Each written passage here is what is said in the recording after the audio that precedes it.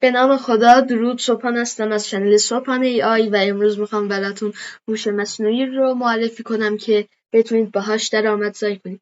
شاید شما هم تو سایت های مختلف دیده باشین که پروژه های زیادی برای گذاشتن زیرنویس فارسی یا ترجمه صوت انگلیسی ویدیو به زیرنویس فارسی وجود داره توی سایت های مختلف که دستمزدهای متفاوتی هم بسته به میزان ساعت اون ویدیو قرار داده میشه. من امروز یک هوش مصنوعی به شما معرفی میکنم که تا با استفاده از این هوش مصنوعی بتونید خیلی راحت این کار رو انجام بدید. در ضمن اگه این اولین ویدیویی هست که از چنلمون میبینید شاید از ظاهر گوگل کروم من تعجب کنید که لینک آموزش این کار رو هم توی دیسکریپشن میذارم. خب میریم سراغ ویدیو. اولین کاری که باید بکنید اینه که create more content in less time رو سرچ بکنید. بعد روی اولین گزینه کلیک میکنیم و بعد روی گزینه get started یکم صبر میکنیم. اینجا باید ثبت نام کنیم که سه روش هم برای ما قرار داد.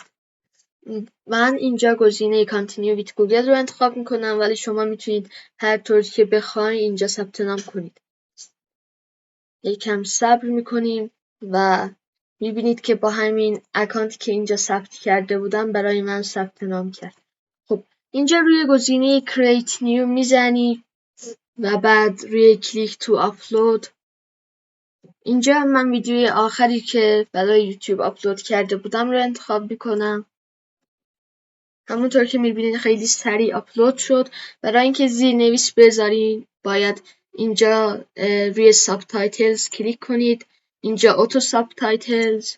خب اینجا رو باید دقت داشته باشید که اگه میخواین فقط اون چیزی که گفته میشه در ویدیو زیرش ترجمه بشه نباید قسمت دوم یعنی translate video to رو دست بزنید. باید روی همین گزینه نگه دارید و اون موقع فقط باید زبان ویدیو رو از این قسمت انتخاب کنید. ولی اگه یه ویدیویی دارین که توش مثلا انگلیسی صحبت میکنه ولی شما میخواید زیرنویس فارسی قرار بدین، اون موقع باید زبان اصلی که تو ویدیو صحبت شده رو اینجا انتخاب کنید و بعدش هم اینجا اون زبانی که میخواید زیرنویس به اون زبان باشه. اینجا باید یکم صبر کنیم که این چرخیدن تموم بشه تا بقیه مراحل رو بهتون بگم. خب وقتی که آپلود شد اینجا اسکرول میکنیم به پایین و اوتو ساب تایتل رو میزنیم اینجا و بعد اینجا هم باید یکم صبر کنیم که دانلود بشه.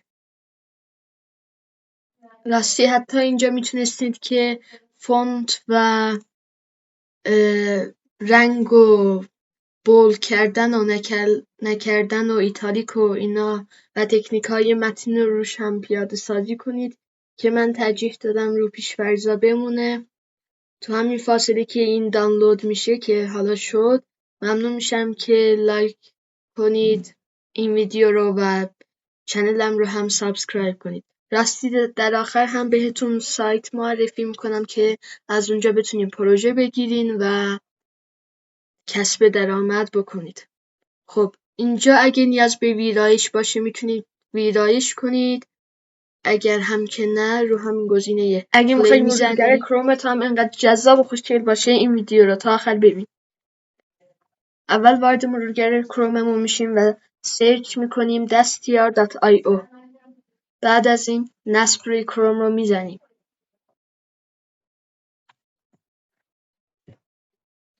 خب همونطور که میبینید این ترجمه گر و همون زیرنویس انداز خیلی هم بی‌عیب نیستش و اینجا نیازه که خودتون هم یک بار بخونید حداقل تا اگه مشکل املایی داشته باشه درست کنید. خب و حالا میریم سراغ معرفی کردن سایت هایی برای کسب درآمد از این روش. من 2 سایت کارلنسر و پونیشا رو براتون معرفی میکنم که اینجا اول باید ثبت نام بکنید، بعدش اینجا میتونید پروژه بگیرید.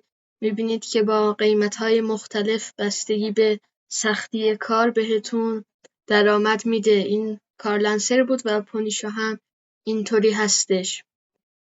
مثلا این گزینه یا ترجمه فیلم‌های آموزشی شطرنج از انگلیسی به فارسی با قیمت 1,000,000 تومان راههایی هستش که میتونید پروژه بگیرید و کسب درآمد کنید.